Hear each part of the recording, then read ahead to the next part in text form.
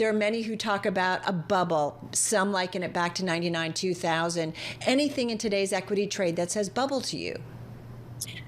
We do not believe we are in a bubble anything like we were in the late 90s. I was there, and the technologies weren't ready. The costs were too high, too much capital chased too few opportunities too soon.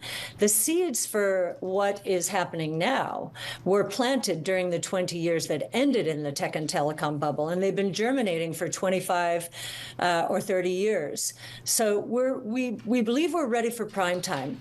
The one place where we could see a correction, and it's just a correction, we're not calling it the end of this at all, is in the chip space. Whenever I hear the word shortage, and we started hearing about GPU shortages about this time last year, as ChatGPT was capturing the imagination of both businesses and consumers.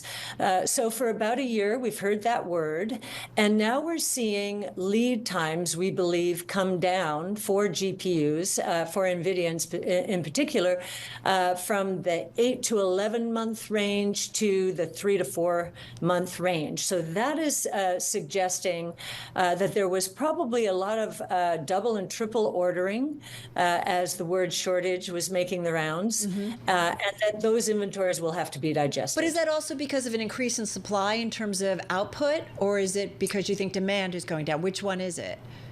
Oh, I don't think, no. Demand is not going down, though there is something we expect that I don't hear discussed very much. And it harkens back to the early days of the internet. There was a moment when the internet was taking off, when Cisco was all the rage. And then enterprises started thinking seriously about the need to spend aggressively on this new thing called the internet and the backbone. And they paused as a lot of competition started to make the rounds. And Cisco went down 50% plus as enterprises were pausing. Now, why are enterprises likely to pause or at least go through an assessment? They have to integrate all of their data first. Proprietary data is the secret to AI's success. And they have to map out in excruciating detail their workflows internally and with suppliers and customers and so forth.